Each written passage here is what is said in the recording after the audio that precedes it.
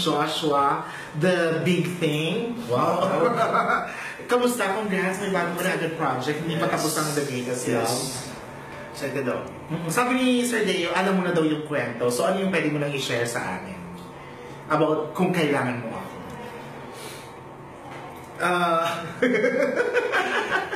Sigurado ko lang na magiging maganda to na opportunity para sa akin. And ano ba, basically, ano ba siya, ano bang kwento nito? Isa ba itong family story? Family story. O kasi pero dun sa picture na nakita ko pinost ng Dreamscape, parang hawak kamay ka ni Janela, hawak kamay niya si Elmo. Siyempre may love interest kasi siyempre love team sila. Pero mas pamilya. Mas pamilya. Kailan ba to? Hindi natin ko alam. Pero soon, kasi hindi naman ilalabas yun kung ano, kung hindi pa agad. Malapit na yun kasi nilabas yung nila yun. Pero kasi kung doon, kung may Elmela doon, ikaw naman, sino ba talagang kalapit mo in real life? In real life? Wala na. Ano ba? Kamusta ka mga pakay? Huwag mo pilipitin yung kamay mo sa likod. Charot! Charot lang. Kamusta na ba kayo ni Jules? After ng inyong super sweet na Beauty and the Beast dance na ikaw pala humila lang sa kanya. Kusang loob mo pala yun. I-feel ko yun. Na-feel mo na? Kamusta na kayo? Okay lang eh. Kasi sinabi mo dun sa isang interview sa inyo dun sa bago ng endorsement na nararamdaman mo na mahal yung isa't isa. Andyan yung care. Pagkaibigan mo naman at importante siya, mahal mo talaga eh. Makikare ka sa kanya. Ayun. Hindi at basta hindi nakawala yung friendship namin sa natin yung importante. Sa ngayon ba siya yung pinaka-close na girl sa puso mo? Yes. Siya talaga. Sa ngayon. Oh, yun ang pag-usapan natin nung nakaraang big night. Nakita na ba kayo ni Kisses? Hindi ba? May papaano nga sa inyo.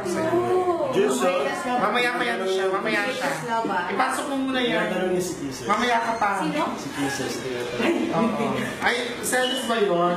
Mamaya kakausapin natin si Julia. Kasi may papapanood lang ako kay Joshua, ha? Ano yan?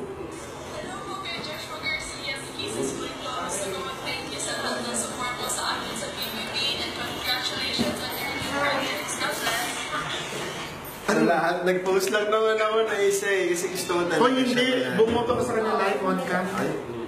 Pinuha mo siya. At saka, huwag ka magkakasabi sa kanya, hi Kuya Joshua. Sabi, hi Kuya Joshua. Halika na nga, i-segue na nga kayo si ano. Madama nila di ka ba? No, hindi ko ma-stretch yung kamay ko. Bakit? Mayaw, PGT na naman niya ako. Pilipinas Gout Talent.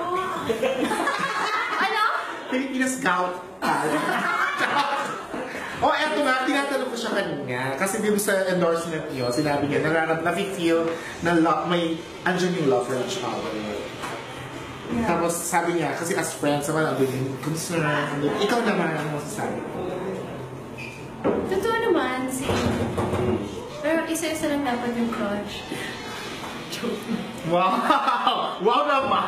Hindi dapat pinagsasabi mo. Tinanong ko siya, ikaw naman daw ang closest talaga na girl sa puso niya.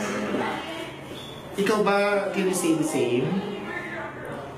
Si Joshua, di ba ang closest sa puso mo ngayon? Secret, syempre secret.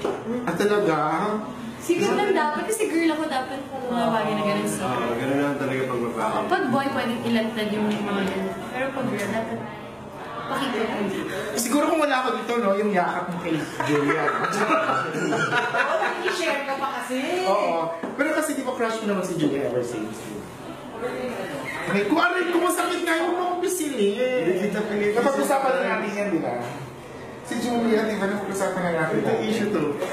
Napag-usapan na natin si Julia, di ba? Issue na ba namang hindi magkakagusto? Oo, siya nga. Napakaganda ng babae. Inubos mo na po kayo. Napakabait.